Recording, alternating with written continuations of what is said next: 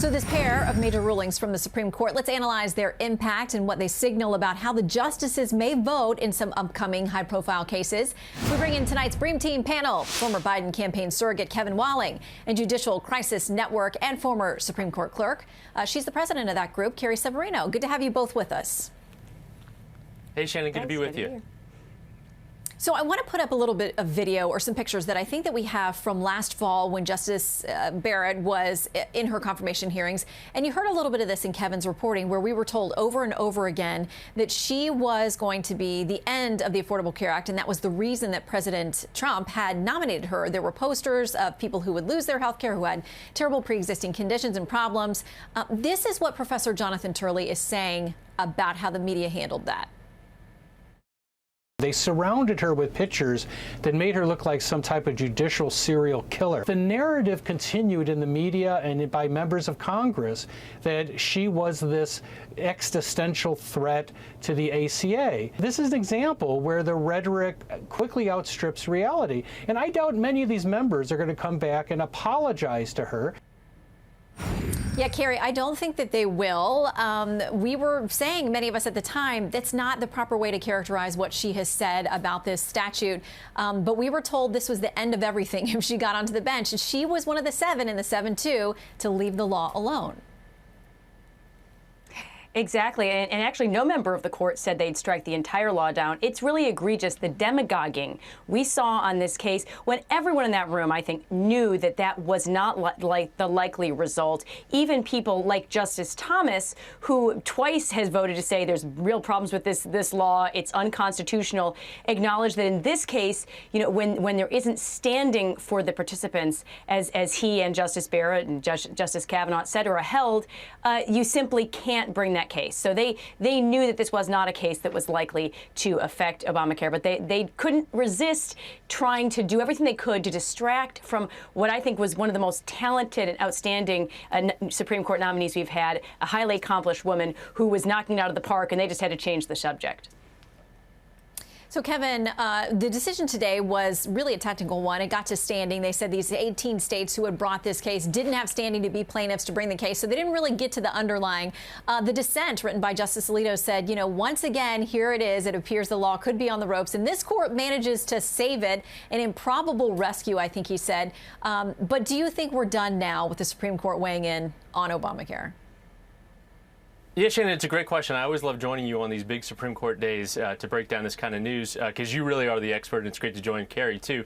You know, you saw Roy Blunt, you saw other Republican senators, Josh Hawley, others saying that it really is now becoming more and more in line with this country in terms of not being able to repeal it. Roy Blunt was really specific in terms of it's really, like I said, not going to be easily overturned by any court or by any state or by any legislature. So we're seeing more and more kind of the acceptance of this law. We saw a 5-4 decision, of course, in 2012 upholding it, a 6-3 decision in 2015, and now a 7-2 decision just this past day.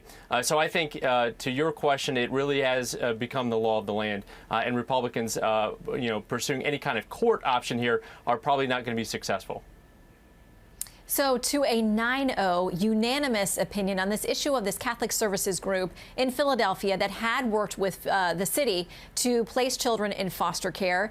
The Catholic group says it did not place children in same-sex couples. So Philadelphia said, we can't work with you then. That's discriminatory, and we're not going to do it. Well, 9-0 today, the court upheld the rights of this Catholic group, saying that Philadelphia had violated the First Amendment by asking them to either give up their beliefs or decide that they're not going to work with the city anymore in foster care. Now, Congresswoman Pramila Jayapal, who is a Democrat, a member of the Squad, as they are known around town, says this is such a disappointing ruling from SCOTUS and Fulton v. Philadelphia. This case isn't about religious freedom. It's about discrimination against LGBTQ plus families who want to give foster children a loving home. Congress must respond by immediately passing the Equality Act.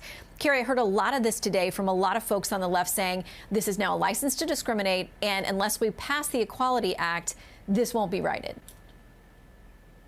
Yeah, I think we have to remember something the Supreme Court pointed out in its arguments, and of course, again, all 100% of the Supreme Court justices agreed this was a perfectly reasonable to have exceptions for these foster care agencies. Remember, there were no families who were discriminated against by this particular agency. There was no couple that wanted to have foster care that wasn't able to get it because there are so many other alternatives. There's no need to force a religious organization to go against its beliefs in order to provide those services for a wide range of couples. What we're seeing here is a unanimous rejection, though, of the religiously intolerant left. There's a way to have a live and let live situation. That's something the court recognized unanimously and rejected that idea that it has to be, you have to force others to abandon their beliefs in order for everyone to have an opportunity here.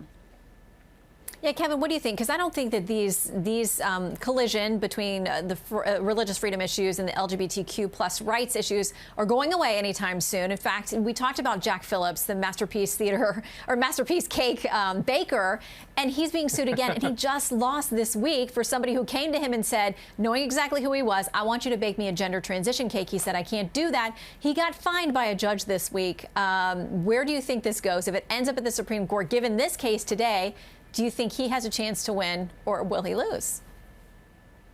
Yeah, Shannon, it's a great question. Of course, you know, the Chief Justice that wrote the majority opinion, and to Carrie's point, it was unanimous, really zeroed in on a very specific part of Philadelphia law. So it wasn't wide-ranging. I've talked to a number of LGBTQ advocates and activists today. They are actually celebrating to some degree this ruling because they were fearful with a conservative-leaning court that would be far more wide-ranging. But to your point, Shannon, I don't think we're done with these kinds of cases with regards to religious liberty and LGBT equality moving forward. I think you're right, and we will all stand by and watch what comes on the horizon next. Kevin and Carrie, thank you both very much. Good to see you both. Shannon, good to be with you.